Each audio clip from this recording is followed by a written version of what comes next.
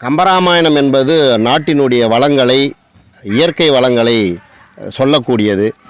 அந்த வகையிலே இன்றைக்கு 10ஆம் வகுப்பு மனப்பாட பகுதி பாலகாண்டம் நாட்டுப்படலம். நாட்டுப்படலம் என்பது அந்த நாட்டினுடைய வளத்தை பற்றி பாடக்கூடிய பாடல். ஒவ்வொரு வரிகளும் அழகாக இருக்கும்.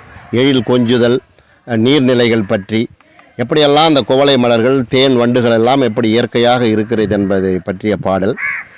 இந்த வரிகளை மாணவர்களுக்கு சாதாரணமாக நடத்துவதை விட ஒரு பாடலினுடைய திரை இசை பாடலோ அல்லது நாட்டுப்புற பாடலுடைய மெட்டை போட்டு பாடுகின்ற போது மாணவர்கள் ரொம்ப ஆர்வமோடு கவனிப்பார்கள். அது மட்டுமல்லாமல் அந்த மனப்பாட பகுதியானது அவர்களுக்கு எளிமையாக மனதிலே ஆழ பதியும். அந்த அடிப்படையிலே தென்றல் உறங்கிய போதும் என்கின்ற பாடலில் இருந்து ஒரு ராகத்தை இந்த 4 வரி பாடலுக்கு போடப்பட்டுள்ளது. நான் பாடுகிறேன்.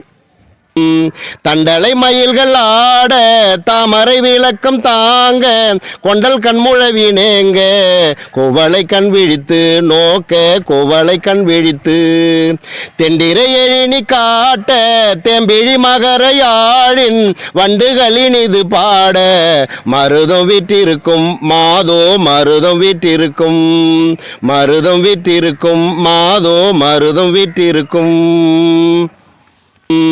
தண்டலை மயில்கள் ஆட, தாமரை விளக்கம் தாங்க, கொண்டல் கண்முழவி நேங்க, குவளை கண் விழித்து நோக்க, குவளை கண் விழித்து, தெண்டிரை எழினி காட்ட, தேம்பிழி மகரையாழின் வண்டுகளின் இது பாட, மருதம் விட்டிருக்கும் மாதோ மருதம் விட்டிருக்கும், மருதம் விட்டிருக்கும் மாதோ மருதம் விட்டிருக்கும்.